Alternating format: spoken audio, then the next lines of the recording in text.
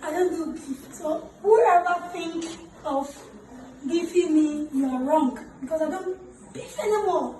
You know, when I talk about you, it's a beef.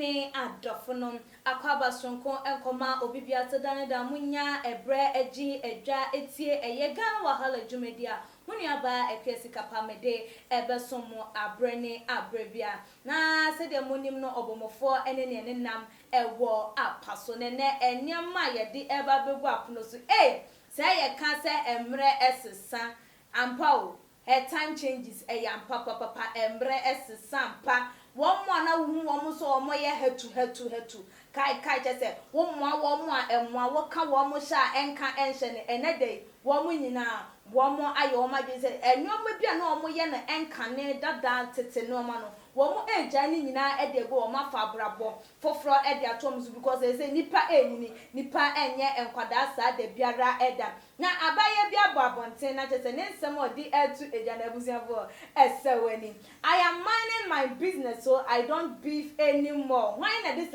and same way etu eja mama yembonra ensem no emu area Ghana for say the munim no eye beef bi ekoso e social media ene wo number bia beef no je chese bia deda obia epono so beef ne deda bia ene ema o ememo ededa wo mo na so wo mu twitwa ne bum se enfa woni ska kura o ni ska kura pa timi twa bi ede ekokoto nkwan mu ana sa wotimi ko ede kokoka waduane ho edi na wo bi bebu sa na ede na ekoso mo amunim eye Frida Rhymes sister Fia eno baroni wo mu beef nsensem ya eba so eba ye ni nyina free sister Fia won na de eba ye ema Frida Rhymes ebe so enu ebiemu so no ye nuaba eno baroni wono so ede ne de ebe to aso na ensem we no abaya ne de eba wie ye no emema bi so de wo mu ho ebe gimu ema Medikal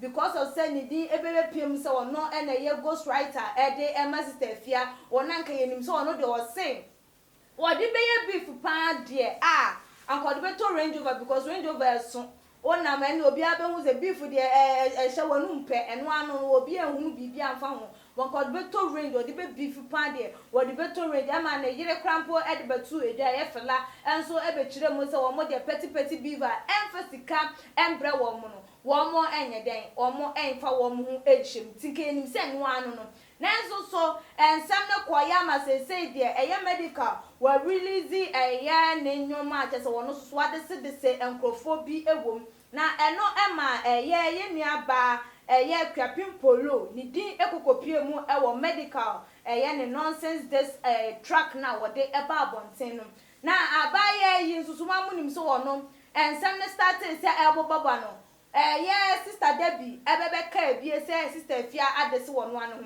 Emma when the share so de ne de ebe boss so nipa wo be attack eye sister Fia chese wodi ye secret and say evidence prove bebre eba bonten eye Akuapem Poloo wo be cha de betu edwa ese ye sister Fia no oni Medikal wototo sneakers de ma brantie no na brantie no wo re no ene nko ne ba je se ensem ne je bebre wo bebe bubru egu so de se ye sister Fia ekeka na adwen de che no se de ase de wonumpo na ye sister Fia ene no enya beef no obaji beef no eto ne ho so ekon de ema ye sister Debbie ene wo mo aka no na je se wono ebebe ye titine ni we be ka se chairperson edema ye nua sister Fia ne this song awode eba ye na ni din ebebe pie mu ewo Medikal enso so nonsense this track ni mu no kie ni msenka we die wo baba beje men ababa be kasa ama Ghana for ene ye secret owo because also one no wo be reveal enyomo more gist sister Fia de no sa no de bebetu edwa ntine nkie nim se anka Medikal susu de nko woba na wa baba be kasa de afa na enso ne nsema wode eba ye ene se I am minding my business, so I don't beef anymore. we any Akuapem Poloo ne reply a wo de ama medical efa ensem a ekoso no enwa na beef na ekoso no wono ni di epiemu odo de nanso so enya de se wono wo be reply wo bia na de nti na also one reply a was one reply all because of say wono Akuapem Poloo no wono say ne ba enyini wo ba akwada no wo nyini na first no ena wo said de be ya wono de be gidi ba say wono agi ni din awiem Ghana for wo bia nim no wunim no krampo ade wo betimi dia kai na ye ka de bi twini enti no wagi ni din awie say won fa beef bia ensan hype ni hu ebio na mama ye ntie ni nsama wo de etu edwa wo say my son is growing so I don't beef anymore.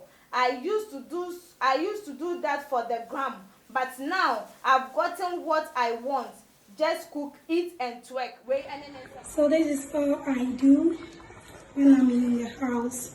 As you can see, my bankum and okra stew is ready with my meats and my fish and my willy. Gee, this is all I think about. My son is growing, so I don't beef anymore. We used to do that for the gram, but now that we've gotten what we want and we are nationwide, all thanks to Cardi B, Olamide, Whiskey, something. I can't mention his name. Stoneboy. Now I don't beef. All I do is eat. And then sell my pure honey. Yes, that puts food on my table. Yes, I don't think about beefing anyone. I don't do kids. Even my sister Cardi B told me, baby girl, now you don't need any more hype. Focus on yourself and your son. So I'm sorry, I don't do kiddies. I don't do kiddies. I woke up and cook and eat and twerk. I don't do beef. So whoever think of beefing me, you are wrong. Because I don't beef anymore. When I talk about you, it's a hit. And I don't do that anymore. I'm matured now, okay? I'm sorry. Just take care of yourself and your family whilst I'm doing that. Did I pay you? Kiss. Wow. My fans, I'm so sorry, but you're not going to see any negativity on my page anymore. No more addressing issues or anything. Whatever happens, your own cup of tea.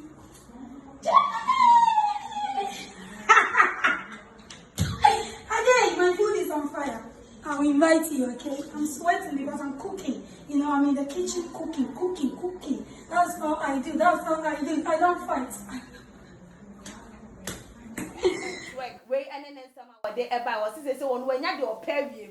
First, no, and I know what you said or the virginity. But say when you do period, say the way you send your Adrian or Kojuma or Quaco to turn in your man or bet nasty. One word, Adrian, where we are being in them where we are do betting. I can't want entertaining a young one more social media NSM. Br0ke e dia mamu because when him say no do ya dia ho no e na de e ma ne dinya e ye ka de between sa fans na wo bia e di enim no ti Br0ke de wo ya dia wo hu ti no e na say wo ye enti beef no say won wo jai we say won wo jai beef we say wo di aduane pa wo di aduane na mpa wo mo bebodo mpe wo mo enti say beef ne de mo bia emfa na fiche na no na Ghana for ete and someone abai ne de etu e da no say say emrase sampa emre di adane COVID-19 ama nkrofo suenyansa nkrofo adwum ebie nkrofo ehunu enwoma aniso na eba ne sen na nka kada ka ne sen ye nua Akuapem Poloo obetimi anya adwensa kira aba be kasa ansem we hwan pa na efidu na hwan na ekeka ansem we ade che ne se hwan na wansoso so hwan pa na che se wo bo kada bi twini ojina na chi eka che ne se hwan na wansoso so hwan pa na ekasa asem no ede a che na che se eye wo mo wa ye pa se Akuapem Poloo ankasa wobetimi aba abonten abekasa wonu say wo minding the business brain plan as say wo ye business brain bien plan as say Akuapem Poloo wo ye ntiam medical boni di na wonu ampa wo ye na adwen say wo mfi na chesa akoye Ghana for bebre na enwanwana mman nkotietie adwentre ne bi a ewo ha. Ashley, Edia Wade Eba was say, wow, that's a mature way of answering people. It's good that you are now growing. Thank God. You are now a matured person. At first day you were a baby. One also so Edia no say, pan say wama weni ada wono me ye pop say ene day weni ebie first ne de na wo ye nkwala no ma ye bodi no abeka basi say wanyini enti no wo kire say wo ye matured wa ya ade ye nua bi so Edia ode eba ye kujo wo say, hey, see who is talking. No. Is it you, Akuapem Poloo? I don't believe so. One also so Edia and say, abaya na ensem no aboni pusa won jindi say eye ampa say abaya no ebetimi akase say wo dwen no beef de wajai eye wo bia ewanwan ye nua ye mata enso Edia wode eba ye o say, congratulations dear, this is another step, you are maturing, good. Now you have to prepare so that you get a husband. That's the next thing for you. No so Edia no wo bi si wo jai beef no wo bi so e bo ne kokosem say chere say wo nyini wo na adwemu ebie na adwemu edo wo dwen sisi so say first ndi na adwen no esisi so by say no esisi so e kanya nsasem enti one dwen say wo be settle down because wo nyini na ono so ne de no ye nua bi so Edia ode eba ye ne din enka ho o say, Medikal, shame on you. You see, you thought she was coming to fight you back, but this girl has made people know that you are the one fooling yourself. And also so Edia and also Medikal.